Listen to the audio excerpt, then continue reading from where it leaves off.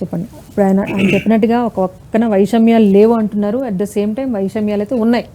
ఇదైతే అంగీకరించాల్సిన వాస్తవం. ఏదైతే అడుగుతున్నారో ఆ ప్రశ్నకి సమాధానంగా ఏదైతే ఈ వైషమ్యాలన్నింటికీ ఒక సొల్యూషన్ కావాలని మేము ధర్మాచార్య దర్శనయాత్ర అని భారతదేశం నేపాల్ అఖండ భారతంలో ఉన్నటువంటి త్రిమతాచార్య పరంపర, ధర్మాచార్య పరంపర, దేవుడి తర్వాత దేవుడి స్థానంగా ఇచ్చేటువంటి పీఠాధీశ్వరుల దగ్గరికి వెళ్ళి అడిగితే ప్రతి దగ్గర ఉపాసన వైవిధ్యాలే కానీ వైరుధ్యాలే, అంటే భగవంతుని చేరుకోవడానికి ఒక మార్గాలు. ఇప్పుడు సివిఆర్ స్టూడియోకి రావాలంటే 10 మార్గాలు ఉన్నాయి. ఏ మార్గాలనైనా వచ్చినా సివిఆర్ స్టూడియోకి రావడం ముఖ్యం, కానీ ఈ మార్గం గొప్ప ఆ మార్గం గొప్ప అని వాదులాడుకునే నీచ ప్రవృత్తి అయితే హైందవ ధర్మంలో లేదు.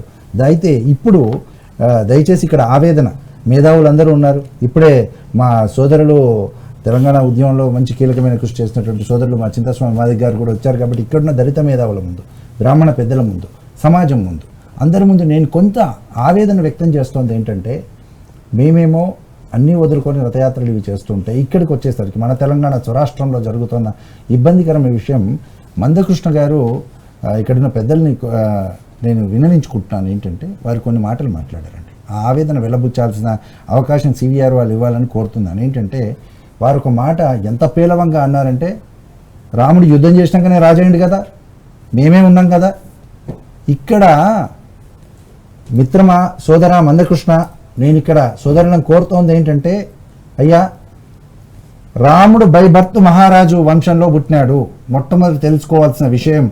అలాగే రాముడు యుద్ధం చేసినటువంటి ఆ యుద్ధం చేసిన దాంట్లో సోదరులుగా నిలబడ్డటువంటి వానర సైన్యాన్ని ఈరోజు చాలా బాగా చెప్పారు. ఏంటంటే మీరు ఓపెన్గా చెప్తున్నామండి, అర్చకుడుగా రాముడి గుడి అర్చకుడు కంటే కూడా ఆంజనేయ స్వామి గుడి అర్చకుడు చాలా బిజీ ఉంటాడు. ప్రతి శనివారం వస్తే మొత్తము మీరు చూడండి, మనము రాముల వారి రథయాత్రల కంటే హనుమత్ రథయాత్రలు చాలా గొప్ప. అంటే ఇక్కడ భక్తుడు ప్రధానమని చెప్పే భగవత్ తత్వం మనది.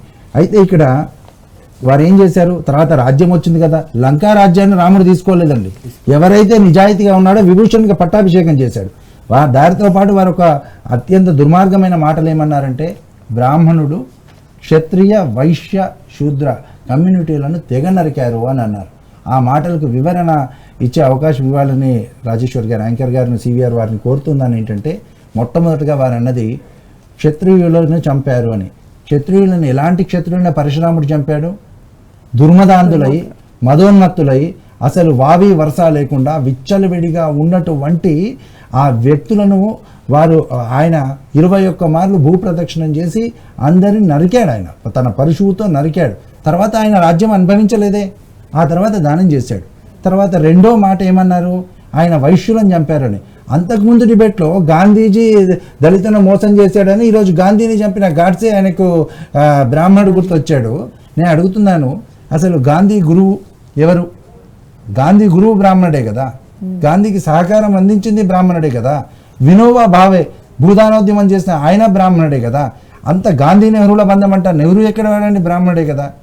అంబేద్కర్ విషయం తీసుకొచ్చారు, అంబేద్కర్ మహాశయుని పేరు ఎత్తి అంటున్నటువంటి మందకృష్ణ మాదిగ గారు, మీరు ఒకటి తెలుసుకోవాలి, అంబేద్కర్ అనే పదమే బ్రాహ్మణుడి కదా.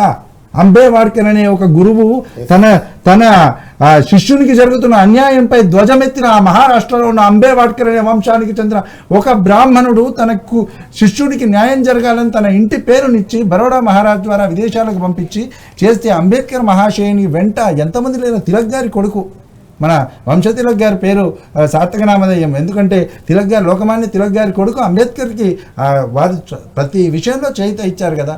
పూలే దాంట్లో లేరా బ్రాహ్మణ చరిత్ర? ఇక్కడ ఒకటి ఏంటంటే, ఈరోజు మేము విశ్వసిస్తోంది ఒక్కటే, ఈరోజు అగ్రకులాలు కాదు, ఏ కులమైన ఆత్మీయ కులాలు ఉండాలి, కానీ అగ్రకులం నిమ్న కులం అనే వ్యవస్థ పోవాలి. ఆ వ్యవస్థను తెగ నరకాలి. అలాగే ఈరోజు అత్యంత అగ్రస్థాయిలో ఉన్న అవకాశవాదం, ఈరోజు ఏ వాదాలు బ్రతికిలేవు. అగ్రస్థాయిలో అవకాశవాదం, అత్యంత దయనీయమైన స్థాయిలో మానవతావాదం ఉంది. మనం ఆ అవకాశవాదాన్ని తీసివేసి మానవతా పునాదులను నిర్మించాలి అనేదే దృఢ సంకల్పంగా ముందుకు వెళ్ళాలి అనే కోరుతున్నాం. రైట్.